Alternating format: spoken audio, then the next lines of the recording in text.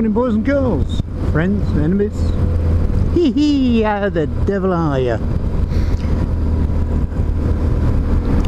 Bit of an odd one today, just really a ramble, if you like, want of a better word. Been down all week with the chest infection, been on antibiotics and steroids, and so this morning's still buzzing a touch. Knock on my door last night, just it was getting dusk, so about 9:15, 9:30. Neighbour upstairs, Ian, looked like death warmed up, you know. Sat him on my sofa. I've lost my car. What do you mean you've lost your bloody car, you silly old man? I've stuffed it in a ditch. That's where I'm off to this morning. I've been to the shop and I'm going to have a trundle and see if I can see its arse sticking out the ditch. Apparently it's quite a high bank. I know the bend he's talking about, and it probably grabs one car a month. Get it right 99 times and then just once you don't get it right. Hopefully you'll see when we get there. So I'm just being a nosy old bugger. He's probably still pacing the floor upstairs. He sat there, he was a wreck. Now he suffers from nerves, and he was starting to look a little bit depressed.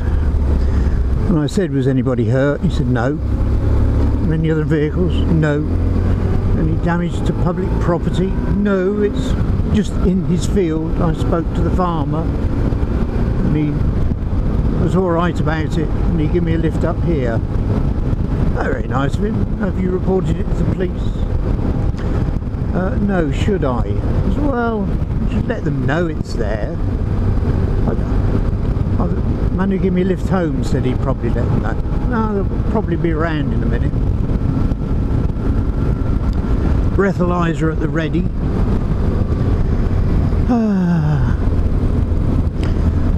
Hope the bobbies come in.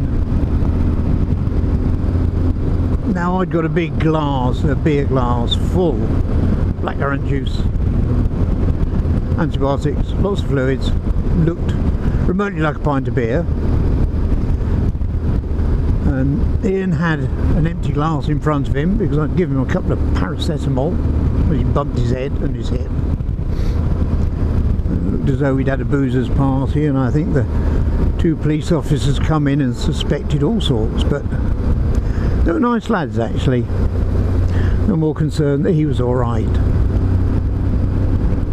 And I explained, been on the job, no first aid, I'm keeping an eye on him, he won't leave my living room till I'm happy he can go and have a minor breakdown in his own bedroom. Oh, he sat there and nattered. Now, the bend in particular, I've actually followed a first wife round that bend. We'd picked a car up and she stuffed it on that bend, and she wasn't going excessive. It's a very odd bend, and sometimes there's a lot of dust on the road from it, and you can get complacent. You get to know the road and you go zinging down it, and you go round at what you think is your normal speed, and you've only got to be 1 mile an hour above, and hey ho, airborne. And I think I was reading a statistic about how many accidents are caused within a few miles of your home address, because without realising it you've become complacent about the roads. You know them so well they don't bother you. And I suspect this may well have been the case.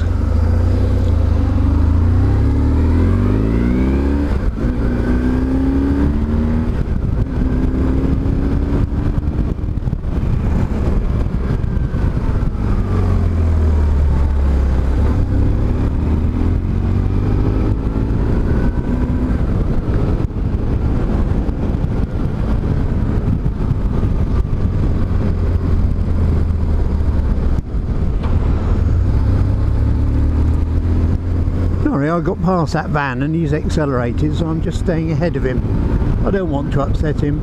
Yes, we get on local roads and we become complacent, and that's when you have your accident.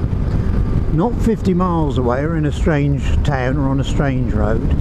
It happens on a road you know.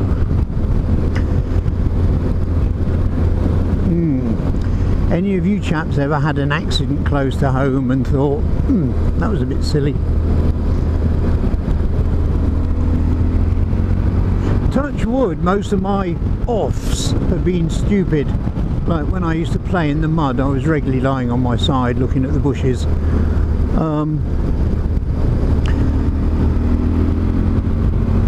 And I've actually dropped the bike on the low speed clutch stall wobble oh shit moment that we've all had.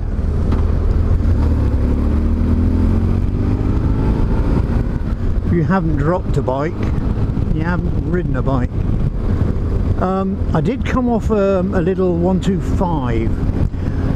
I had borrowed a friend's 125 Yami, little RD, super buzzy little thing, and I was coming home in the rain one night and I was at his and I said, can I borrow your helmet? I didn't have helmets in those days, or very rarely. It was just that pre-helmet law period.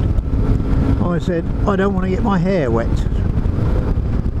And it was slinging it down. Yeah, alright. So I put his helmet on and borrowed one of his waterproof jackets. I hadn't got one.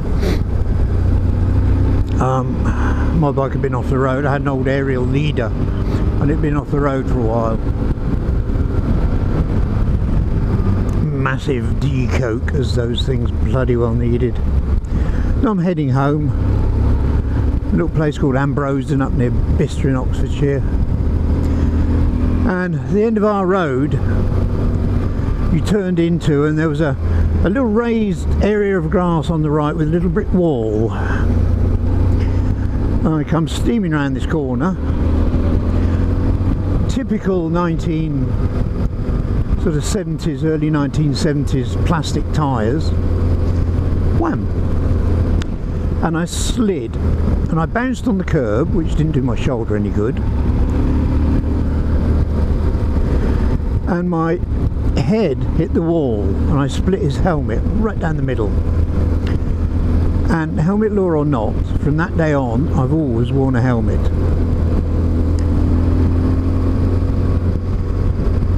Quite awakening experience that was to a young man.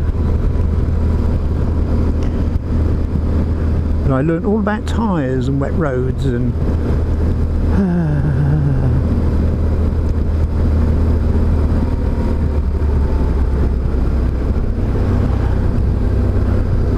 now I could have gone down the main road, but I'd have seen it from an odd angle. I'm coming down into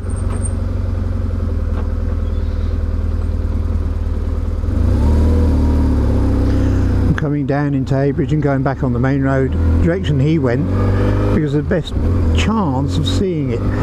If he's gone right over the bank, I won't see anything. It'll be in the ditch, and it's a section of road you just cannot stop on. It's too bloody dangerous. Too narrow, too tight bends, they come whizzing round there.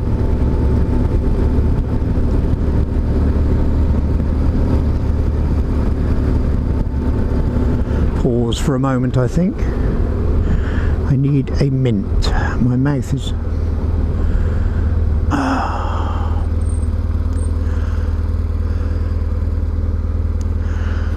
The problem with antibiotics and steroids is they don't half dry your mouth up.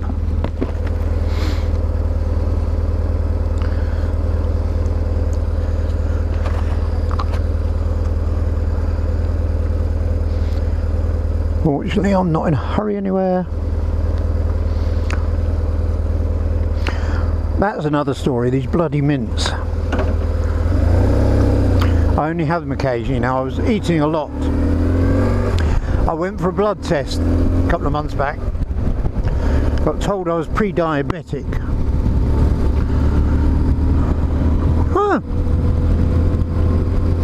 Be buggered. I'm not going to pin that on me. Anyway, I spoke to my sister. Now, she was a phlebotomist in the General Hospital for many, many years, blood tester. And she said, well, of course your blood sugar's all over the place. What do you mean? She said, since you've cut down smoking, you eat those mints furiously. I've seen you have 3 while we've been sat here for the hour. Yeah, I haven't had a cigarette though, have I? Ugh. Yeah, no. She went on the interweb. She said each sweet you're eating is 9 grams of sugar, 9 grams of carbohydrates. How many are you eating a day? Well, roll and a half, I suppose. How many? Oh, about 15. You've been eating these mints for 3 months. About that, yeah. So I'm surprised you're not hyper as a cat on a hot roof. So I've had to cut them down. This is the first one in the last couple of days, just because my mouth is so dry. It never dawned on me. I've cut sugar out. A lot of you know the doctor told me to lose weight. I did. And I went on to a healthier diet. And I'm on a healthy diet. Good one. I cut sugar out of the house. I don't have it. You want a cup of tea with sugar in? Go and borrow some sugar.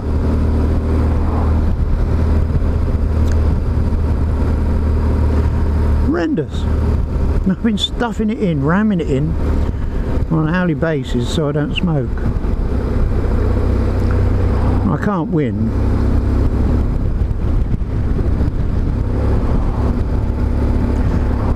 We all have a addiction of some sort, be it women, motorbikes, gambling, alcohol, drugs.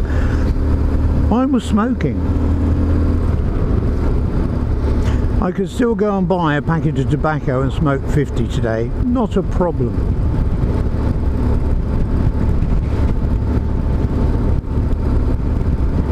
But instead I got addicted to mints, so now I've got to find a replacement. But I found some nice minty sugar-free chewing gum. So I'm sort of a happy bunny.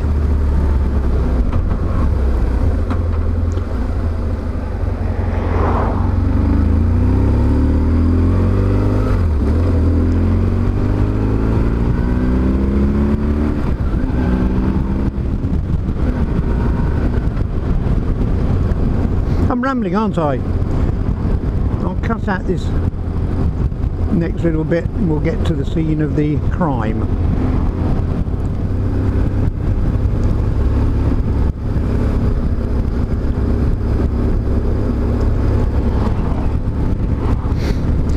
Now, this bend we're coming to that says slow is the first left followed by a right. It's the right one that catches the mount. It doesn't look much on the camera, but it's pretty much 45 degrees and tighter on the next one. And he should be in these bushes somewhere.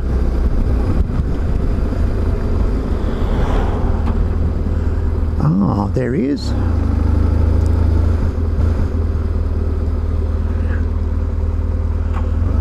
Oh. Oh, he's well in there. How the hell did he get in that way backwards? Oh, I must have words. He was giving that some stick.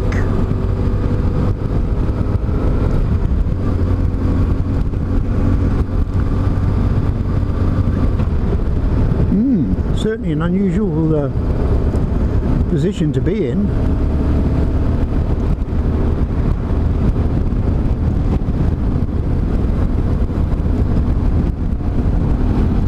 That was it. That was the excitement. Sorry I've annoyed you, sorry I've mumbled, not sorry. You know what to do, smile at the miserable buggers. Find a way to have a good period in your day, a happy moment.